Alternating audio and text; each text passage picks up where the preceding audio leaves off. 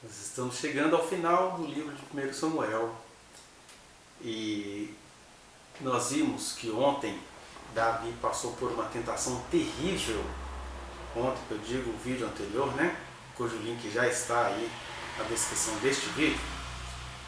O Davi passou por uma tentação terrível, um dilema que, para qualquer lado que ele olhasse desse dilema, é muito macabro, porque ele naquele momento estava devendo fidelidade ao rei de Gate, a Aquis, rei de Gate, e de outro lado ele devia fidelidade a Israel, mas é um dilema também que se tornava um trilema, porque sobretudo ele devia fidelidade a Deus. E aí, se Davi estava pensando, ao ir à batalha em Israel, feita pelos filisteus, diz que ele ia na retaguarda, e depois os filisteus mandaram voltar, mas ele poderia estar pensando em uma das duas coisas. Ou ele poderia entrar em Israel, chegar lá e falar: vocês foram um bando de bajuladores do rei, então eu vou matar vocês também. E ele estava exilado, não encontrava refúgio, o povo não o acudia, como é comum em tempos onde uma liderança se levanta contra um governo deslocado.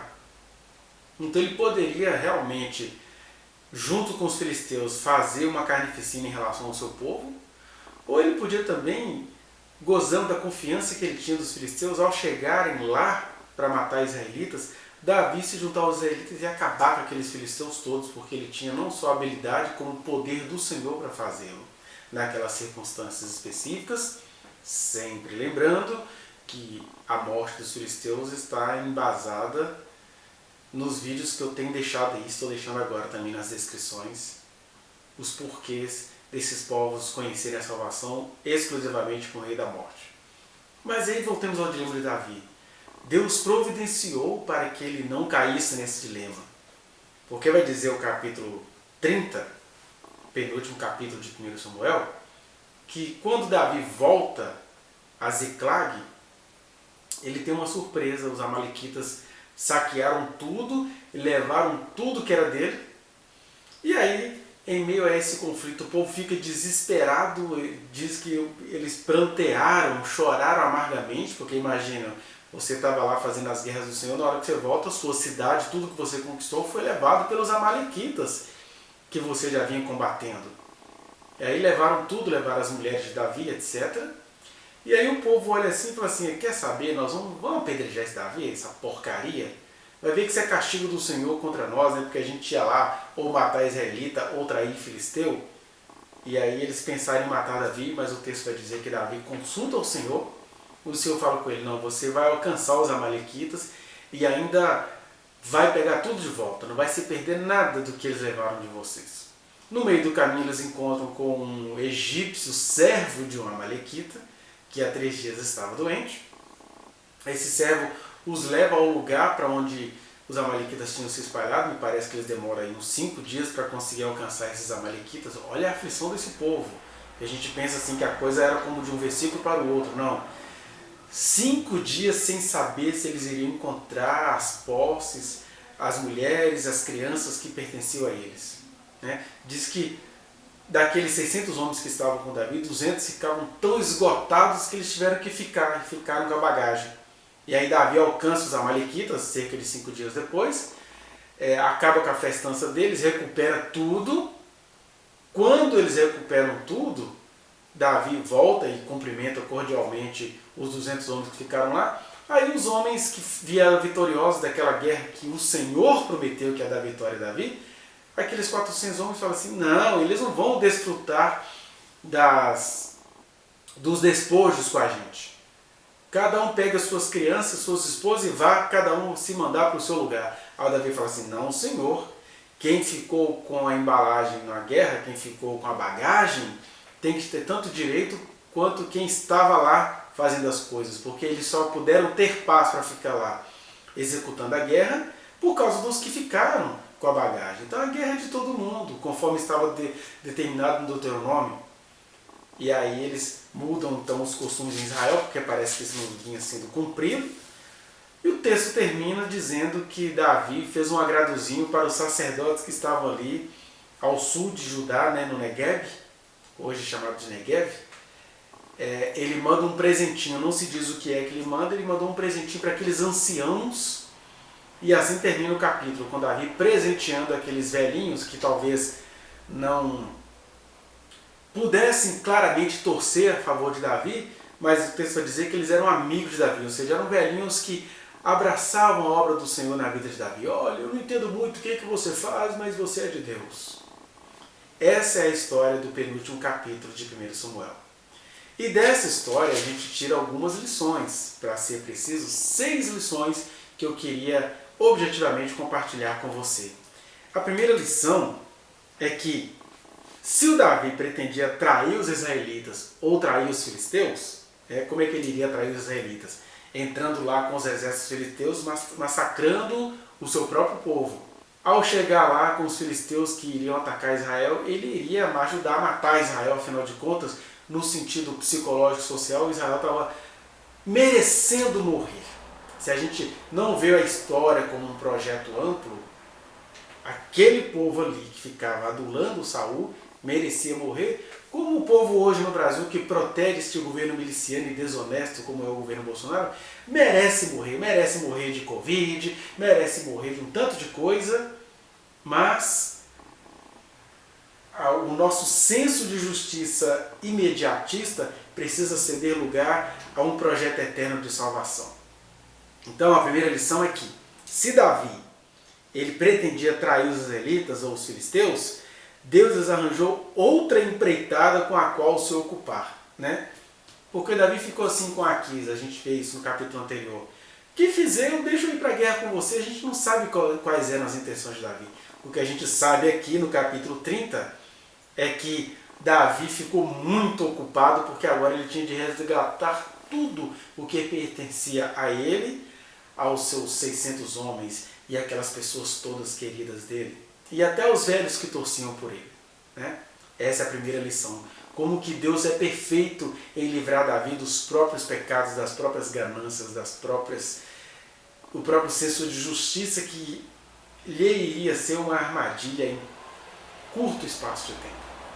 A segunda lição que a gente vê nesse capítulo 30 é que o inusitado ele faz 3 coisas com a gente. Primeiro, a gente vê no versículo 4 que o inusitado, o que é o inusitado ali? Eles vieram confiantes. O rei de Gat não quis deixar a gente ir, eu vou voltar para casa. Quando eles chegam em casa, né, no exílio, tem nada lá, os amalequitas levaram tudo. Então, esse tipo de inusitado, primeira coisa, ele nos desespera. Que vai dizer o versículo 4, que então Davi e o povo que se achava com ele ergueram a voz e choraram até não terem mais forças para chorar. Você imagina um homem valente como Davi e o seu exército olharam no lugar, não viram nada. O que você pode fazer? É isso mesmo, chorar é de graça. Eles abriram a boca e choraram até não terem mais forças para chorar. Porque o inusitado nos desespera. E não adianta você fazer filosofia na hora do desespero. É para desesperar? Vamos nos desesperar. É para abrir a boca e chorar até cansar. Segundo, o inusitado, ele nos amargura. É o que vai dizer o versículo 6. Davi muito se angustiou, é a tristeza. Mas os outros, a tristeza transforma nisso aqui, ó. Davi muito se angustiou, pois o povo falava de apedrejá-lo, porque todos estavam em amargura, cada um por causa de seus filhos e de suas filhas.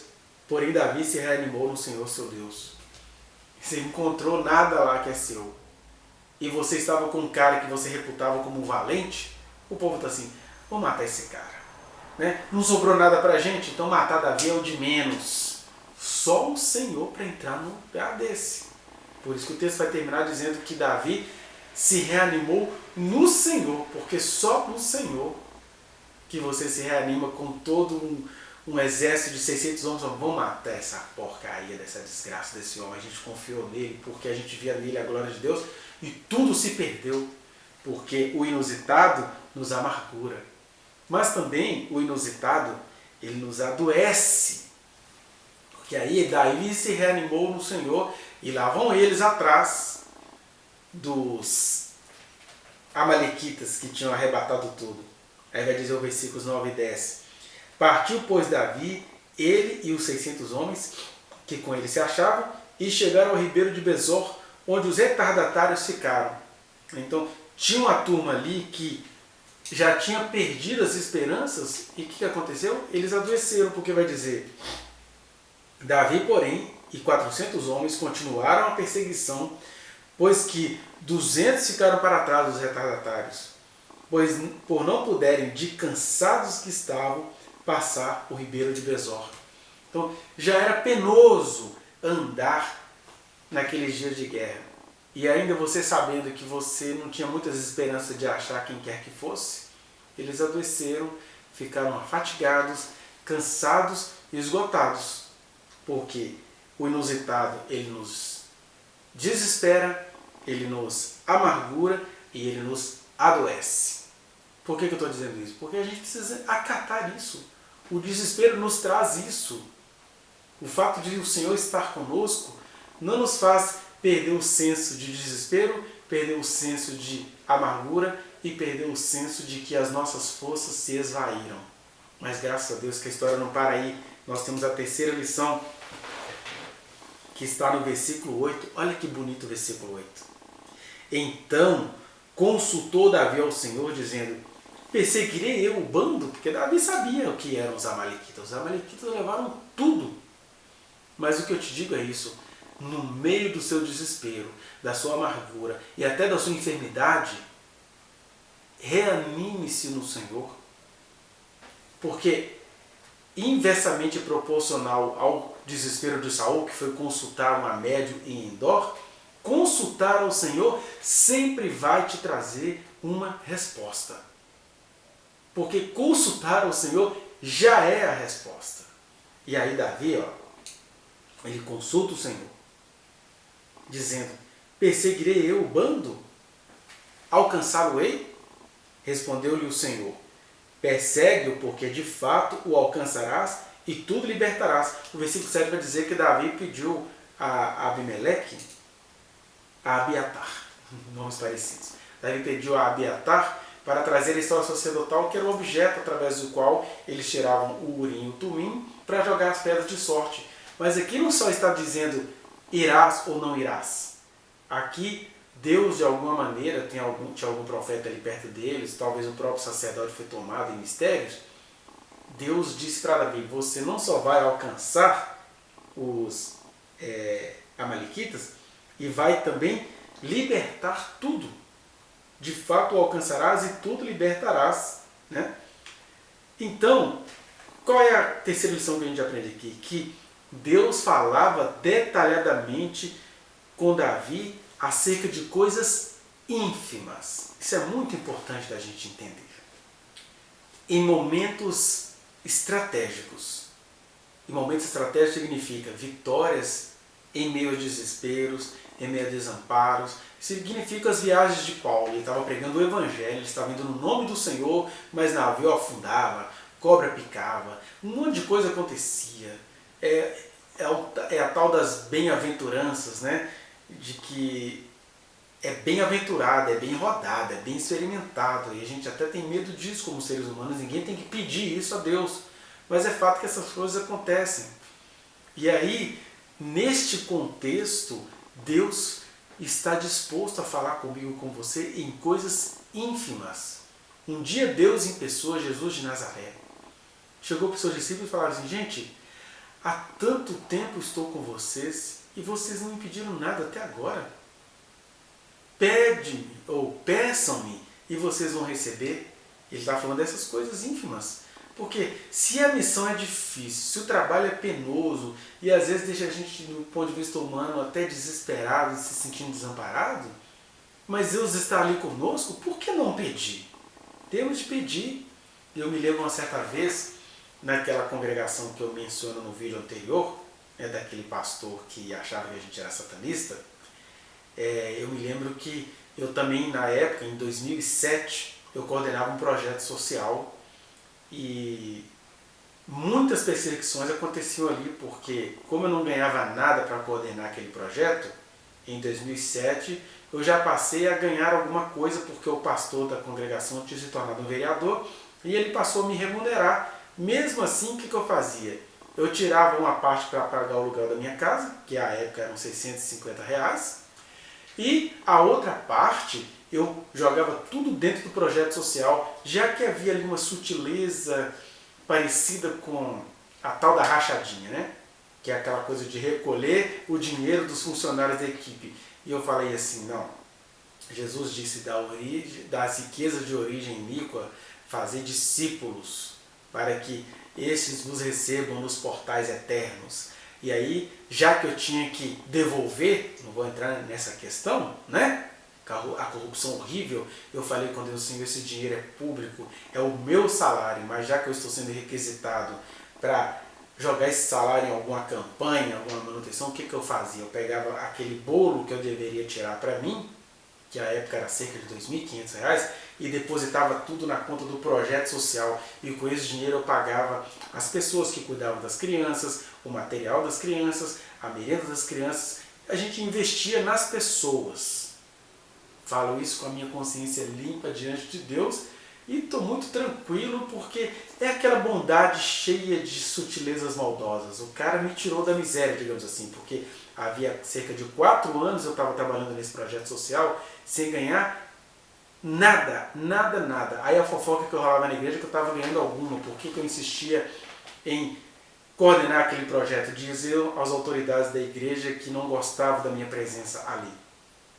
Aí, em fevereiro de 2007, este pastor que foi eleito falou, não, então agora você vai passar a ser remunerado. E aí a remuneração era desse jeito, eu tinha que repassar para algum meio esse dinheiro. E eu falava assim, não, eu vou ser fiel a Deus. Quando alguém me peitar, eu falo, não, estou repassando o dinheiro onde ele tem de ser repassado. Né? Porque julgava-se assim, já que você recebeu o favor de ter sido amparado financeiramente, então me dá esse dinheiro aqui, fica com a porcentagem. Então eu falei, eu vou oferecer isso como um jejum a Deus. Eu tirava, porque eu não tinha casa própria, eu tinha perdido meu apartamento coordenando o projeto social, então eu tive de alugar uma casa. E o aluguel dessa casa era R$ 650, então eu tirava os R$ 650 e a água, a luz, alguma coisa assim, e os outros R$ 2.500, que era mais ou menos isso que todo mês eu tinha que repassar, eu não repassava. Eu jogava tudo ali nas obras sociais das crianças, que eram cerca de 120 crianças que a gente cuidava ali. E aí, nesse período todo, eu documentava tudo, porque já tinha toda uma trama, vamos pegá-lo naquilo que ele... a gente fuça tudo e a gente vai achar alguma falha, e era tudo correto. Eu lembro que o contador do então vereador à época, que era também o pastor-presidente, esteve na casa das crianças visitando o quadro administrativo, né, o quadro burocrático do projeto social. Ele olhou e falou assim, nossa, que muito bem organizado isso aqui. Ele encontrou todos os dados, recibos, tudo certinho.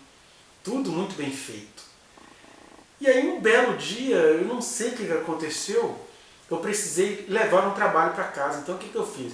Eu peguei toda a contabilidade daquele período, de 2007, se não me engano, coloquei dentro de um carro, dentro da minha pasta, eu ia levar para casa para eu poder ver se as coisas estavam tudo em dia, para eu fazer um arquivamento, tudo bonitinho. Coloquei dentro do carro, que era um Fusquinha 1964, com o qual eu andava à época, né? Eram outros milagres que eu poderia contar para vocês. O que eu sei é que à época eu atendia no escritório da igreja. Eu coordenava o projeto, mas também atendia no escritório da igreja as pessoas lá em aconselhamento cristão, digamos assim. E eu fui lá buscar alguma coisa que eu esqueci lá, e foi questão assim de minutos. Eu entrei na casa, deixei o meu carro estacionado lá fora, trancadinho, bonitinho, entrei na casa, peguei o que eu tinha de pegar e saí. Quando eu saí, o carro já não estava mais na porta do escritório da igreja. Falei, Jesus, na hora me deu um pavor, não pelo carro ter sido roubado, porque carros são roubados, né? O carro eu sabia que ele seria achado de alguma maneira, alguma paz veio em mim. Mas o pavor que tomou conta de mim é que a documentação toda desse projeto social estava dentro do carro. A documentação burocrática, as contas a pagar, contas a receber, estava tudo lá. Eu falei, Jesus, tem misericórdia de mim. Nesse dia estava na minha casa, ou foi a minha casa, um casal de pastores amigos nossos, o pastor Stanley e a pastora Alessandra, hoje apóstolo Stanley e bispa Alessandra, lá de Betim, da igreja da comunidade cristã Missão Graça e Paz. Eles foram nos visitar, e aí eu estou assim, pastor, estou desesperado porque a documentação estava lá, né? Nem quis falar muito de documentação, porque ninguém entendia a época, era um bobeirinho, um detalhezinho, quem estava ligando para a documentação. Eu sei que eles levantaram um clamor e o Senhor os tomou em profecia, e Deus falou com ele, fica tranquilo que você vai achar esse carro. E aí Deus falou de achar o carro. E realmente, nós fomos ao local alguns minutos depois, e lá estava o carro, na verdade ele estava na rua de baixo, ele foi largado na rua de baixo, aquele fusquinha não ia muito longe, foi largado na rua de baixo. Mas para o meu desespero, a primeira coisa que eu fui fazer era procurar a minha pasta, e aí ela não estava no carro. E aí, estou falando aqui de coisas ínfimas, coisas que para quem está de fora não tem valor nenhum, mas Deus sabe o valor interno daquelas coisas num contexto de fofoca, de injustiça, de perseguição, de ódio que se encontrava na administração daquela comunidade cristã.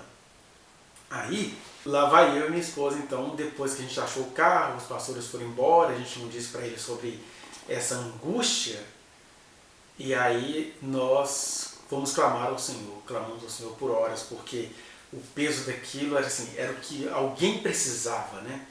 Porque a minha preocupação era que alguém iria pegar aquilo, ia tomar posse daquilo, rasgar, queimar, ou até mesmo montar uma peça contra nós. As pessoas fazem isso, a guerra da informação é terrível.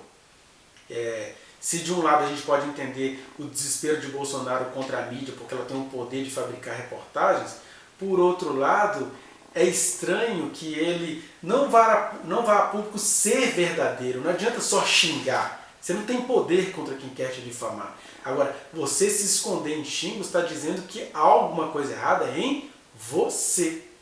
Porque Deus, quando se fez homem, ele teve que enfrentar as mentiradas de uma mídia. E no final das contas, é o Senhor quem nos justifica. Mas aí eu estava no meio desse desespero, e aí nós clamamos ao Senhor até que Ele falou conosco e disse, durmam em paz, porque amanhã, quando vocês acordarem, podem sair a procurar nas ruas do bairro que vocês vão encontrar tudo, não vai se perder nada. Igual Deus falou aqui com Davi, vocês vão encontrar tudo, não vai se perder nada. E aí nós fomos numa rua, e na primeira rua que a gente foi, nós encontramos, era um lugar meio baldio, a gente encontrou lá toda a documentação daquele projeto social espalhada naquele lote vago. Estava tudo espalhado, mas interessante, parece que eles queriam dinheiro, né? Então eles, pelo jeito, sacudiram a minha bolsa, né? E na verdade não encontraram nada, não tinha nada ali, eu era sem renda. Aí eles largaram lá a bolsa, largaram todas as pastas, as documentações, largaram tudo lá e nós recuperamos tudo e a nossa alma suspirou alegremente no Senhor. Isso aconteceu no ano de 2007. Estou dizendo isso porque o Senhor, Ele vai falar detalhadamente com você acerca de coisas ínfimas, mas que elas são aquela pecinha, aquela vela do carro que vai atrapalhar o carro a andar, ou aquela faísquinha de fogo que tem o poder de incendiar. Deus vai falar com você porque Ele tem interesse em te dar proteção contra os seus inimigos, ainda que inimigos temporários, inimigos do seu ministério, não é verdade? Essa é a terceira lição.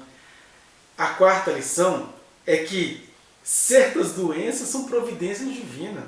Porque a gente tem aqui, no versículo 12, vai dizer que eles acharam um homem egípcio, ele era servo de uma malequita. Aí o homem, do versículo 11 ao 14, vai dizer assim, acharam no campo um homem egípcio e o trouxeram a Davi. Deram-lhe pão e comeu e deram-lhe beber água. Deram-lhe também um pedaço de pasta de figos secos e 2 cachos de passas, e comeu. Recobrou então o alento, pois havia 3 dias e 3 noites, não comia pão nem bebia água. 3 dias e 3 noites, o cara sem comer e sem beber. Né? Então lhe perguntou Davi, de quem és tu e de onde vens? Respondeu o moço egípcio, sou o servo de uma malequita, e meu senhor me deixou aqui porque adoeci há 3 dias. O cara largou ele lá, né? Típico de amalequita, né? Larga o cara lá doente, o servo egípcio. Mas não tem problema, porque a lição que a gente aprende aqui, que é a quarta lição, é que certas doenças são providência divina. Por quê? O que essa doença trouxe para esse cara? Primeiro, trouxe a parceria de um exército como o de Davi, que é o que a gente viu do versículo 11 ao 14. E segundo, é que ele traz libertação, porque no versículo 15 o servo egípcio do Amalequita vai dizer para Davi. Disse-lhe Davi: poderias, descendo, guiar-me a esse bando? Respondeu-lhe: jura-me por Deus que não me matarás e nem me entregarás nas mãos de meu senhor, e descerei e te guiarei a esse bando. Ou seja, o cara não queria voltar ao seu senhor. Seja por ter que admitir que ele ajudou a Davi a atrair o exército do seu senhor, seja porque ele não queria ser escravo daquele Amalequita. Quem quer ser escravo de gente tipo Amalequita, não é verdade? Servo, que era o que acontecia na época, a organização social do trabalho na época era assim.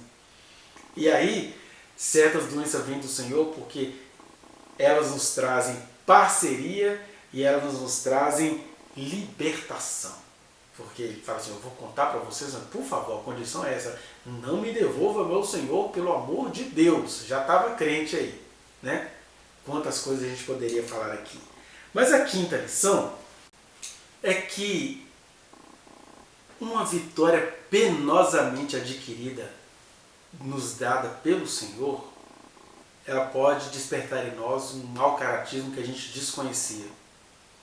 Tanto é que o texto vai mudar a descrição repentinamente daqueles vitoriosos que, com Davi, voltaram de trazer tudo, de ter, por assim dizer, os documentos do projeto social, tudo de volta, vidas, pessoas, ovelhas, propriedades, de ter tudo isso de volta. Mas olha só, em meio a uma vitória, depois de um aperto, né? Depois da aflição vem a bonança, mas às vezes depois da aflição registra-se o mau caratismo. Porque vai dizer o texto no versículo 22 assim, ó: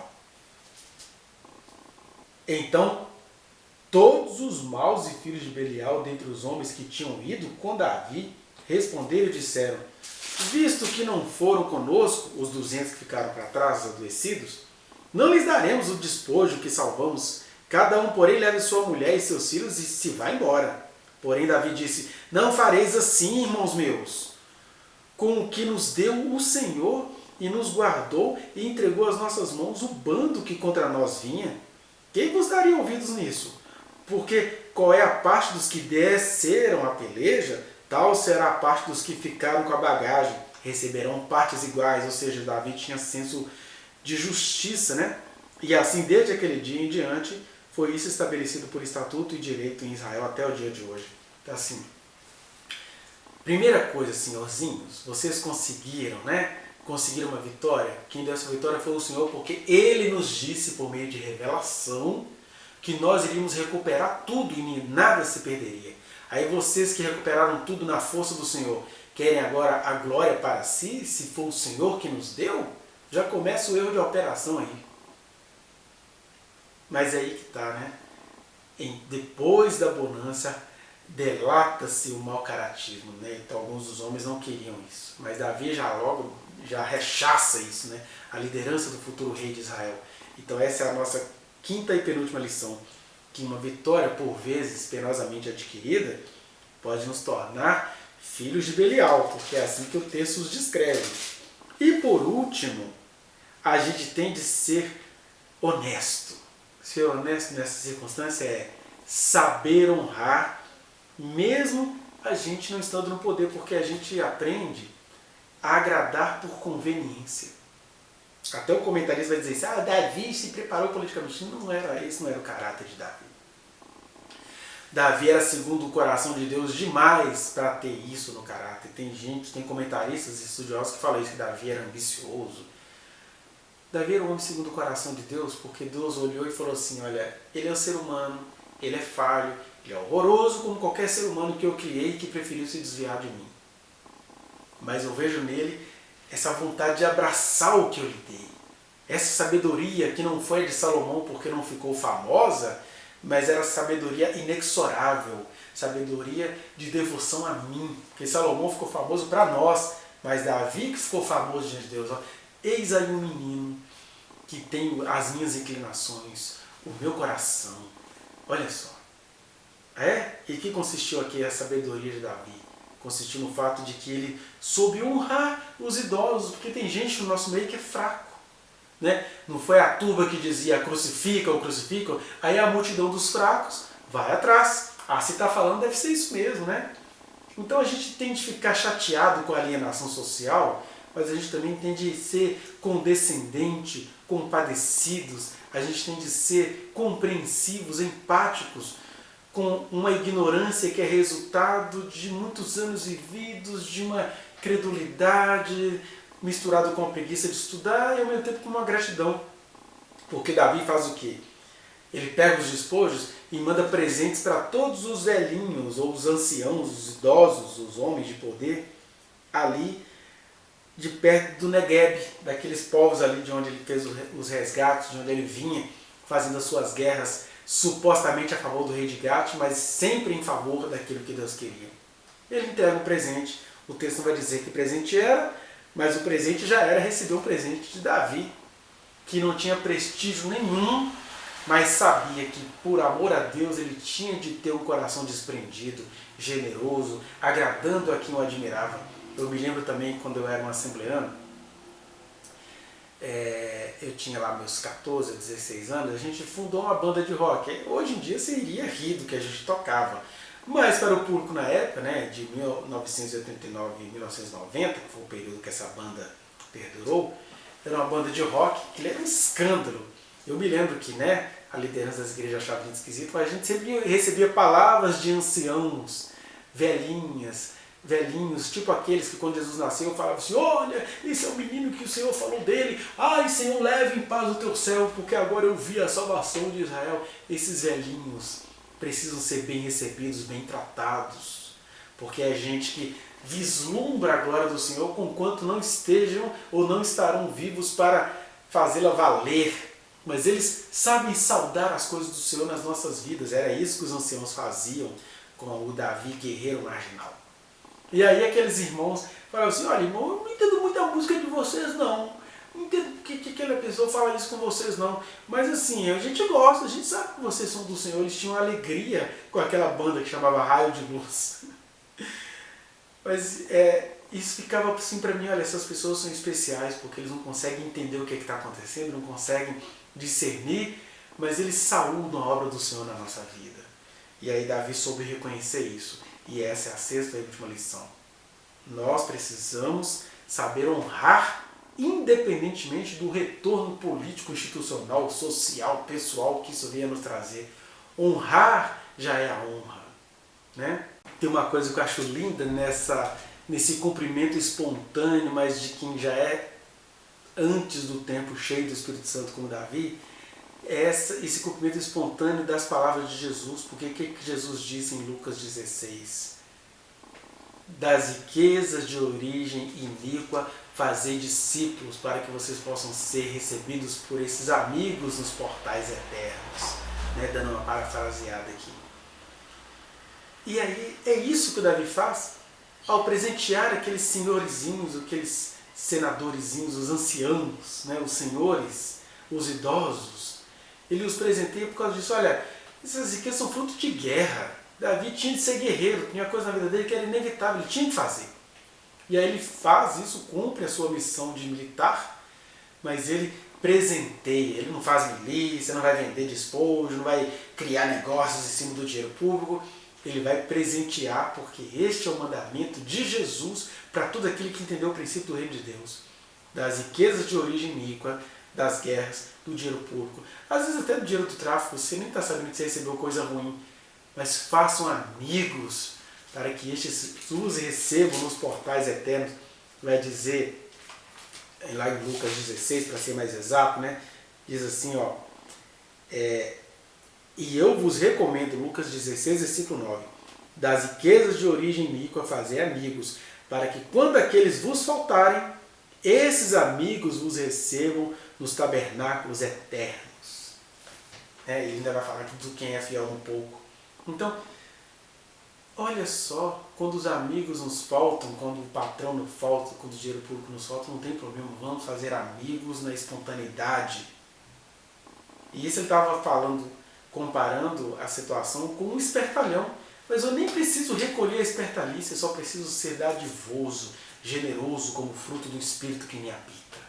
E Davi soube muito bem viver isso por antecipação. É ou não é um homem segundo o coração de Deus, sem idolatrismos aqui. Enfim, é isso. no meio do livramento que Deus deu a Davi, porque essa história toda é o quê? Deus providenciou uma guerra para Davi. Não vai trair nem israelita e nem filisteu. Você vai ter que fazer uma outra guerra, meu filho. E no meio disso a gente tem essas 6 lições. Se você quiser compreender quais são, volte ao vídeo e as assista. Né? Que o bom Deus te abençoe. E que você seja edificado com essas palavras que estão aí, semeadas para o tempo em que elas vierem vingar no coração no qual elas vierem a vingar.